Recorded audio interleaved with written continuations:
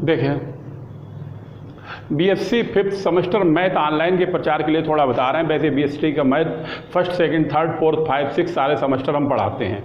BSc fifth semester math में 2 किताबें, एक किताब लीनियर अलजेब्रा है, ये हम विज्ञान बोध प्रकाशन से पढ़ाते हैं।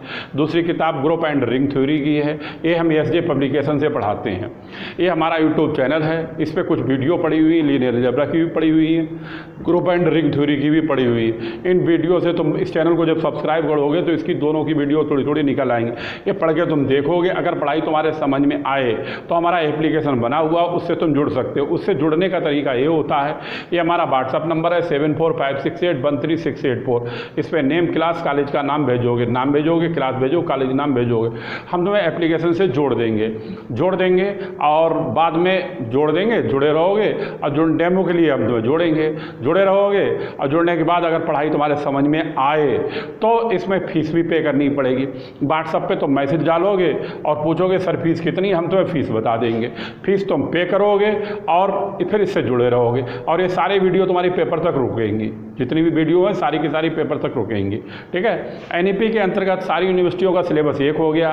फिर भी अगर किसी को डाउट हो तो हमारे इस पे सिलेबस की भी क्लिप लगी हुई होगी, यानी कि लीनियर अलजेब्रा का भी सिलेबस और ग्रुप एंड रिंग थ्योरी का भी सिलेबस लगा होगा। सिलेबस मिला सकते हो।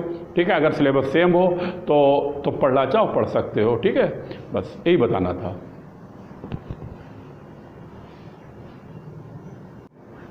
देखें, ये लीनियर अलजेब्रा के सिलेबस की क्लिप लगी हुई है। लीनियर अलजेब्रा के सिलेबस में 4 यूनिटें हैं। एनईपी के अंतर्गत सारी यूनिवर्सिटियों का सिलेबस एक हो गया। फिर भी अगर किसी को डाउट हो तो वो ये सिलेबस मिला ले। अगर सिलेबस सेम है तो अगर पढ़ाई समझ में आए तो क्लास खरीदना चाहे खरीद सकता है। क्लास को ये पेड चैनल है, यहाँ पर फीस पे करनी पड़ेगी और ये सारी वीडियो पेपर तक रुकेंगी। ठीक है, बस यही बताना था।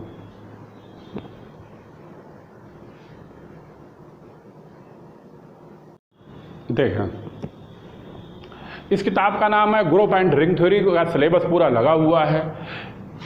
यूनिटें 4 हैं, 1, 2, 3, 4 चारों यूनिटों का पूरा सिलेबस लिख दिया हमने। ठीक है। ये हमने इसलिए लिख दिया है, एनईपी के अंतर्गत वैसे तो सारी यूनिवर्सिटियों का सिलेबस एक हो गया, लेकिन फिर भी किसी को अगर डाउट हो सिलेबस के बारे में कि हमारा सिलेबस चेंज तो नहीं है, इसीलिए हमने सिलेबस लिख दिया है और अपना सिलेबस मिला सकते हो। अगर सिलेबस सेम है तो पढ़ना चाहो तो पढ़ सकते हो। उसके लिए क्लिप में व्हाट्सअप नंबर लगा हुआ है और वो उस पर मैसेज भेजोगे। बाकी सब कुछ बताया जा चुका है, उसी तरह से ठीक जुड़ना है। ये पेड चैनल है। ठीक है, बाकी तो सब कुछ तुम्हें मालूम नहीं है। ठीक है।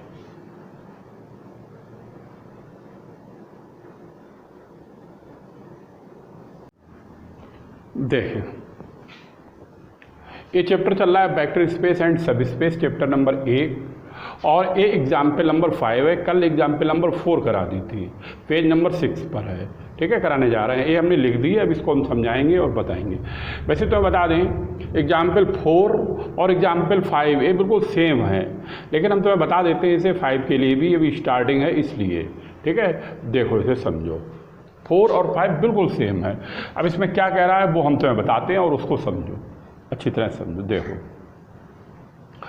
यहाँ पर कह रहा है V is a set of, B this set of real valued continuous function, यानी कि B जो है वो सेट है किसका है, रियल वैल्यू का, और वो फंक्शन कंटिन्यूअस भी है, डिफरेंशिएबल और डिफरेंशिएबल भी है, इंटीग्रेबल भी है। यानी B सेट किसका है, रियल का है। डिफाइंड इन सब इंटरवल 0, 1, यानी कहने का मतलब इसका जो फंक्शन है वो डिफाइन किया गया है 0 और 1 के बीच का, यानी जो वैल्यू है वो 0 और 1 के बीच की है। ठीक है, यानी फिर से समझ लो, V हमारा रियल वैल्यूड फंक्शन है, कंटिन्यूअस है, डिफरेंशिएबल भी है, इंटीग्रेबल भी है, और डिफाइन किया गया है 0, 1 से। ठीक है, ये है डिफाइन का मतलब, यहाँ वैल्यू का मतलब है, इंटरवल का मतलब है कि इसके बीच की वैल्यू है, यानी 0 और 1 के बीच की वैल्यू है। अब आगे तुम्हारे मतलब वाली बात आ रही है, सो दैट, अब ये शो करना है। क्या शो करना है? करना है B is a vector space, यानी कि हमें ये शो करना है B is vector space, B is vector space, ये शो करना है। अब ये वेक्टर स्पेस क्या होता है वो अभी बताएंगे। अंडर द ऑपरेशन, ऑपरेशन तुम जानते हो, ऑपरेशन का मतलब है वेक्टर है, इसलिए वेक्टर एडिशन ऑपरेशन हो गया, वेक्टर एडिशन हो गया। वेक्टर एडिशन हो गया। दूसरा ऑपरेशन कौन सा हो गया? स्केलर मल्टीप्लेक्शन। ठीक, यानी कि कह रहा है अंडर द ऑपरेशन डिफाइंड, ए वाला जो है ये डिफाइन कर रहा है वेक्टर एडिशन का, और ए वाला जो डिफाइन कर रहा है वो किसको कर रहा है? स्केलर मल्टीप्लेक्शन के लिए। और उसमें दे रखा है, ये लिखा हुआ फॉर ऑल, यानी कि जहां ए बिलोंग आर को कर रहा है और एफ और जी ए बिलोंग किसे कर रहे हैं? बी के लिए। ए इन्होंने दे रखे, आर यहाँ पर किसको प्रदर्शित कर रहा है? फील्ड के लिए, और बी किसको प्रदर्शित कर रहा है? वेक्टर स्पेस के लिए। ठीक है, अब फिर से समझ लो यहाँ पे, यानी कि बी यहाँ पर एक क्या है? वेक्टर स्पेस है। इसका हमें अंडर द ऑपरेशन डिफाइंडेड ये दोनों लिखे हुए हैं, तो ए वाला वेक्टर एडिशन का हो गया, एक इसका हो गया स्केलर मल्टीप्लेक्शन। अब वेक्टर एडिशन की पांचों प्रॉपर्टीज से हमें संतुष्ट करनी है। कौन कौन सी पांच है? एक खूब पढ़ाई पार्ट 1 में, पार्ट 1 का मतलब है 3rd सेमेस्टर में, यानी अलजेब्रा में, यानी कि वेक्टर एडिशन वाली पांचों प्रॉपर्टी लिखेंगे। कौन सी? क्लोजर, एसोसिएटिव, आइडेंटिटी, इनवर्स और कम्यूटेटिव। ये पांचों प्रॉपर्टी किसकी लिखेंगे? एडिशन की।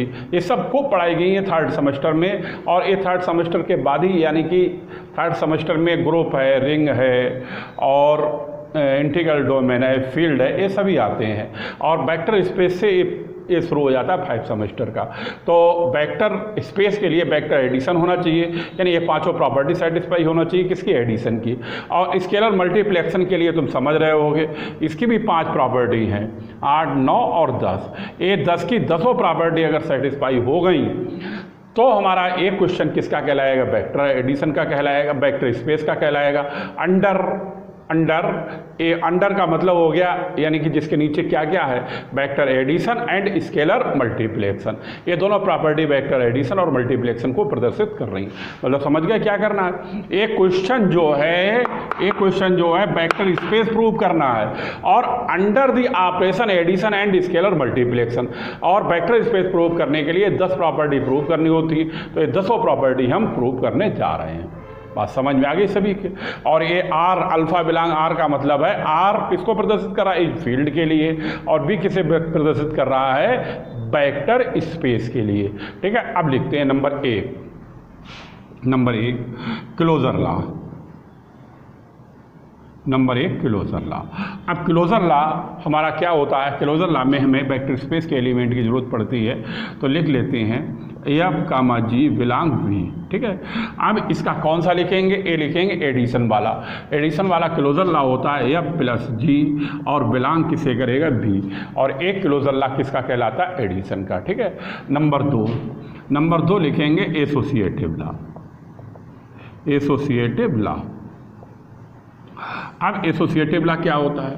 एसोसिएटिव लॉ में 2 नहीं 3 कोफिशिएंटों की जरूरत पड़ती है, तो एफ जी दिया हुआ, इसी सीक्वेंस में तीसरा लिख लेते हैं F G H belong V, यानी यहाँ पर एक कोफिशिएंट हमने बढ़ा लिया। कौन सा बढ़ा लिया? जी, एच बढ़ा लिया। और एसोसिएटिव लॉ होता है एफ प्लस जी प्लस एच बराबर एफ प्लस जी प्लस एच। ये एडिशन का एसोसिएटिव लॉ होता है। अगर 2 में ब्रैकेट हम इधर लगा लें तो 2 में ब्रैकेट हम इधर लगाएंगे, ये एसोसिएटिव कहलाता है। नंबर 3 आइडेंटिटी लॉ, ये नंबर 3 कहलाता है। और आइडेंटिटी जो है वो हमारे पास उसमें क्या होता है? यानी 0 प्लस एक्स बराबर एक्स के होता है, तो एक कोफिशिएंट की जरूरत पड़ेगी, तो लिख लेते हैं एफ बिलोंग वी। तो इसे लिखेंगे एफ प्लस 0 बराबर 0 प्लस एफ बराबर एफ। ये हमारा आइडेंटिटी लॉ कहलाता है। अब रह गया इनवर्स, रह गया एडिशन वाला और कम्यूटेटिव, और 6 प्रॉपर्टी ये रह गई। ठीक है, अब बताते हैं तुम्हें।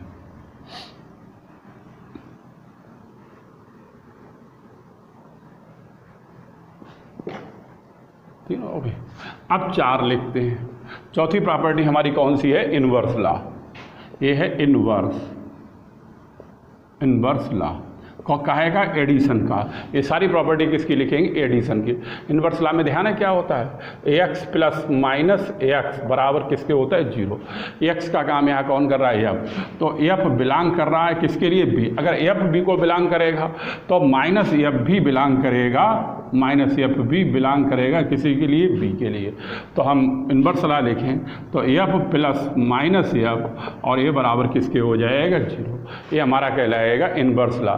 इसमें माइनस एफ क्या है? इज एडिटिव इनवर्स है। ठीक है, लिख लो minus F is additive inverse. अब लिखेंगे नंबर 5 कम्यूटेटिव लॉ।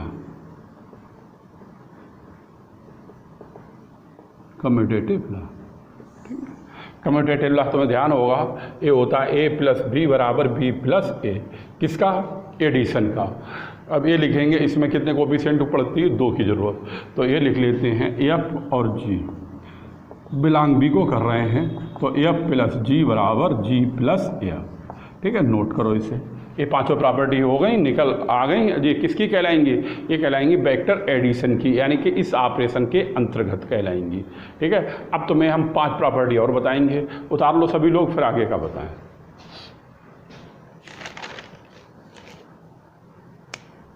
उतारो फटाफट। ये पांचों प्रॉपर्टी वेक्टर एडिशन की हो गई, वेक्टर एडिशन की, या कह सकते हो इंटरनली बाइनरी ऑपरेशन। बात समझ में आई? और 5 प्रॉपर्टी किसकी है? स्केलर मल्टीप्लेक्शन की। स्केलर मल्टीप्लेक्शन का मतलब, स्केलर मल्टीप्लेक्शन का मतलब एक्सटर्नल बाइनरी ऑपरेशन, उसकी 5 प्रॉपर्टी वो हम तुम्हें बताएंगे। ठीक है, नोट कर लो, फिर हम तुम्हें बताते हैं। और ये खूब अच्छी तरह से पढ़ा रखा है, तो मैं हमने बता भी रखा है कि इसमें ये होता है बी एफ, बी होता है इसका ए एल्जेब्रिक स्ट्रक्चर होता है। इसको एडिशन नहीं बोलेंगे, इसको बोलेंगे वेक्टर एडिशन। और इसको मल्टीप्लेक्शन नहीं बोलेंगे, क्या बोलेंगे? स्केलर मल्टीप्लेक्शन। तो 5 प्रॉपर्टी इसकी है, 5 प्रॉपर्टी इसकी हैं। 5 प्रॉपर्टी एडिशन की वो कंप्लीट हो चुकी, स्केलर मल्टीप्लेक्शन की 5 रह गई, वो हम तो बताएंगे अभी। ठीक है, नोट कर लिया? बता लिया तुम लोगों ने? बता, अभी बता रहा है। और एक बात ध्यान रखना, शुरू में क्लिप लगी हुई है, ये पेड चैनल है। यहाँ पर अगर ये पढ़ाई समझ में आए, यानी कि वेक्टर स्पेस की वीडियो पढ़ेंगी, वो 5 वीडियो डालेंगे। अगर ये 5 वीडियो देख के तुम्हारे पढ़ाई समझ में आए, अगर कोर्स लेना चाहो तो खरीद सकते हो। उसके लिए व्हाट्सएप का सब कुछ बताया जा चुका है। और अगर कोई अदर यूनिवर्सिटी का है, अदर यूनिवर्सिटी का है, तो इसमें सिलेबस की भी क्लिप लगी हुई है, वो अपना सिलेबस भी मिला सकता है। इस सिलेबस के अंतर्गत अगर किसी का आ रहा है तो वो कोर्स खरीदना चाहे खरीद सकता है। ठीक है, लिख लिया?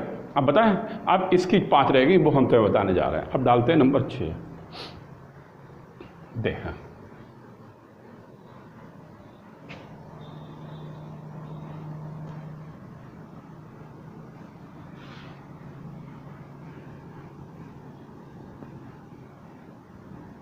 देखो, अब समझो। अब ये 5 प्रॉपर्टी जो स्केलर मल्टीप्लेक्शन की है, इसकी लिखने की हमने तुम्हें ट्रिक भी बताई है, इसकी ट्रिक भी बताई है। उसी ट्रिक से हम तुम्हें बताएंगे। अब उसमें क्या बताया था, ध्यान दो। ये मान लो वेक्टर का एलिमेंट है और ये एलिमेंट किसका है? फील्ड का है। तो इसमें यहाँ पर छठी प्रॉपर्टी जब लिखेंगे तो हमने लिखा था 1 और 1। ठीक है, और 7वीं प्रॉपर्टी जब लिखेंगे तो हमने तुम्हें बताया था इसमें 1, इसमें क्या लिखेंगे? यहाँ पर 2। और 8वीं प्रॉपर्टी जब लिखेंगे, इस तरह से ध्यान रखोगे तो दिक्कत कम होगी, 2 और 1। और 9वीं प्रॉपर्टी जब लिखोगे तो क्या आएगा? 1 और 2, 1 और 2। और 10वीं प्रॉपर्टी जब लिखोगे तो इसके लिए अलग से लिखना पड़ता है, यानी ये आइडेंटिटी लॉ को प्रदर्शित करता है। और साथ में हम तो बता ही चुके हैं, एफ और जी बिलोंग बी को कर रहा है और अल्फा बिलोंग किसे कर रहा है? आर के लिए। और आर यहाँ पर क्या है? फील्ड है। अब प्रॉपर्टी नंबर 6 लिखने जा रहे हैं। ये प्रॉपर्टी 6 में बी का एक एलिमेंट, बी का एक एलिमेंट ले लें तो एफ बिलोंग वी कहलाएगा। अब जी का यानी कि आर का मतलब है फील्ड का, फील्ड का भी एक ले लें तो अल्फा बिलोंग आर को करेगा, अल्फा बिलोंग आर को करेगा। अब तुम्हें ध्यान होगा इसकी प्रॉपर्टी ये है, अल्फ़ा और एफ और अल्फ़ा और एफ यानी कि इन दोनों की आपस में मल्टीप्लाई करते हैं और ये बिलोंग किसे करता है, बी के लिए। ये प्रॉपर्टी नंबर 6 हो गई। अब 7 लिखें। 7 प्रॉपर्टी में बी का एक एलिमेंट यानी एफ बिलोंग जी, एफ बिलोंग बी, जी नहीं बी, और 2 एलिमेंट आर के है एक ही, तो हम दूसरा एलिमेंट बीटा मान लेंगे। ठीक है, तो ये लिख लेते हैं अल्फ़ा और बीटा बिलोंग आर, आर का मतलब फील्ड के लिए। अब ये बिलोंग करते हैं। अब इसमें कौन सा नियम है, इसमें है एसोसिएटिव लॉ। एसोसिएटिव लॉ वो एसोसिएटिव नहीं है, गलत बता गए, डिस्ट्रीब्यूटिव लॉ है। ठीक है, अब उसके लिए हम इसको इस तरह से लिखते हैं alpha plus beta, alpha plus beta, alpha plus beta. ठीक है, और ये एफ है, ये मल्टीप्लेक्शन में आता है, ये मल्टीप्लाई, और इसमें एक्स भी इन्होंने लिया है इसलिए हम इसको एक्स की फॉर्म में लिख लेते हैं, ये लिख लेते हैं एक्स की फॉर्म में। अब इसको मल्टीप्लाई करें तो अल्फ़ा प्लस बीटा और इधर ये क्या हो जाएगा, एफ एक्स हो जाएगा। अब इसके मल्टीप्लाई करें तभी अल्फ़ा एफ एक्स हो जाएगा और ये हो जाएगा बीटा एफ एक्स हो जाएगा, बीटा एफ एक्स हो जाएगा। इसमें से एक्स कॉमन ले लें तभी अल्फ़ा एफ और बीटा एफ आएगा, ब्रैकेट कर दें बंद, बाहर कर दें एक्स, एक्स एक्स दोनों तरफ छोड़ दें तो अल्फ़ा प्लस बीटा और आएगा एफ बराबर आएगा alpha F plus beta F, और ए प्रॉपर्टी नंबर हमारी कौन सी कहलाएगी, 7। अब लिखते हैं 8। 8 में भी डिस्ट्रीब्यूटिव लॉ ही है, एक में लेफ्ट है तो एक में क्या है, राइट है। अब उसके लिए यहाँ पर 8वें वाली में बी के कितने एलिमेंट लिए जाएंगे, 2 लिए जाएंगे, तभी ए हो जाएगा F comma G belong V, और आर का लिया जाएगा 1, तभी अल्फ़ा बिलोंग किसे करेगा, आर के लिए, अल्फ़ा बिलोंग किसे करेगा, आर के लिए। अब लिखें इसमें, अब इसमें लिखें जब इसके 2 लिए जाएंगे और इसका 1 लिया जाएगा तभी अल्फ़ा हो जाएगा एफ प्लस जी हो जाएगा। ठीक है, ब्रैकेट हो जाएगी बंद और बाहर क्या हो जाएगा, एक्स, बाहर क्या हो जाएगा, एक्स। तभी इसको हम इस तरह से लिख लेते हैं अल्फ़ा और एफ प्लस जी और इसके साथ ये लिख देते हैं एक्स, और इस तरह से ये मल्टीप्लाई यहाँ पर लगा देते हैं। अब इधर वाला पहले लिखें अल्फ़ा एफ प्लस जी, ब्रैकेट बंद और बाहर है एक्स बराबर। अब देखो यहाँ पर, अब इस एक्स को इसके अंदर मल्टीप्लाई करें तभी अल्फ़ा एफ एक्स हो जाएगा और बीटा एफ एक्स हो जाएगा, और बीटा एफ नहीं ये जी है, बीटा जी एक्स हो जाएगा, बीटा जी एक्स हो जाएगा। बस समझ में आई। अब ये आएगा अल्फ़ा एफ और एक्स को करो बाहर, बीटा और जी और एक्स को करो बाहर।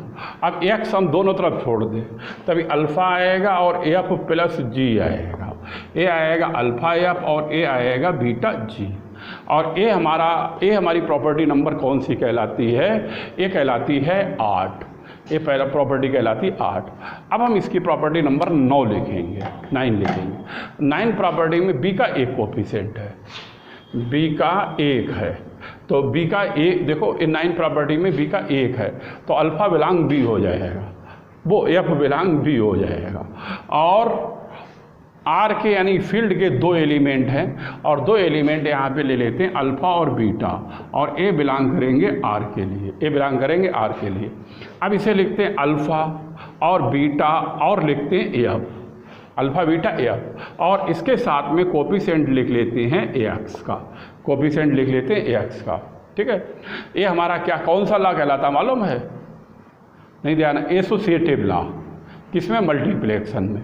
अब लिखते हैं इसे, अब एक्स को इसके साथ मल्टीप्लाई कर दें, अल्फ़ा को बाहर कर दें, बीटा एफ और एक्स, ये लिखें बीटा एफ एक्स। अब एक लिखें अल्फ़ा और ए लिखें बीटा एफ और एक्स, बीटा एफ और एक्स। अब लिखें अल्फ़ा बीटा, अल्फ़ा बीटा, और बाहर इसे कर दें एफ, बाहर कर दें एफ, और ये एक्स हम ब्रैकेट में ले लें, इसको सबको 1 में कर दें और एक्स ले लें ब्रैकेट। अब एक्स एक्स दोनों तरफ हम छोड़ दें तभी अल्फ़ा बीटा एफ बराबर अल्फ़ा बीटा और क्या हो गया एफ, और ये हमारा कौन सा कहलाएगा, ये कहलाएगा एसोसिएटिव लॉ। अब आया नंबर 10। अब लास्ट प्रॉपर्टी लिखने जा रहे हैं किसकी, स्केलर मल्टीप्लेक्शन की।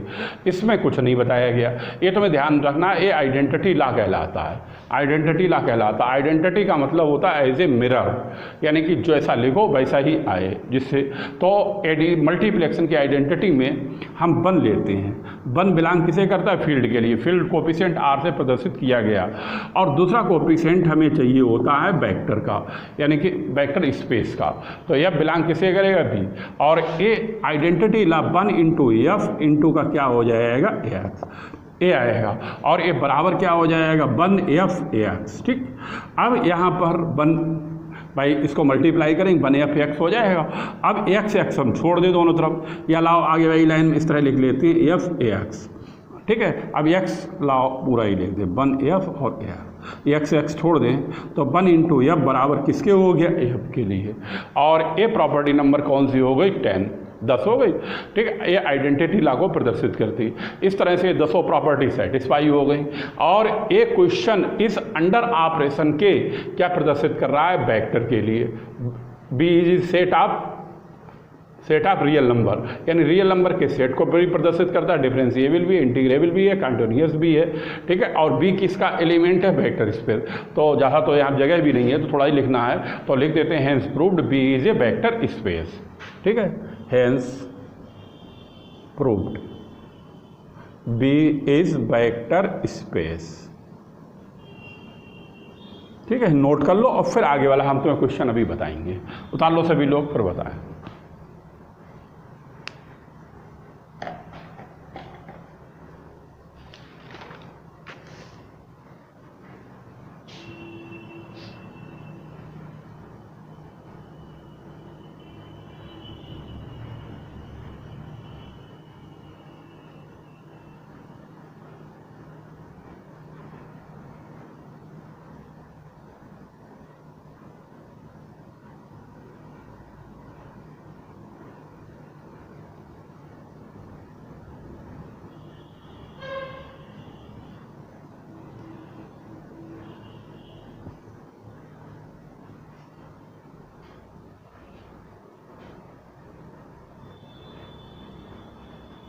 ठीक है, उतार लो, आज तुम्हें यही क्वेश्चन कराते हैं। ठीक है, आगे वाली वीडियो में आगे वाला क्वेश्चन कराएंगे। ठीक है, नोट कर लो सभी लोग। ठीक।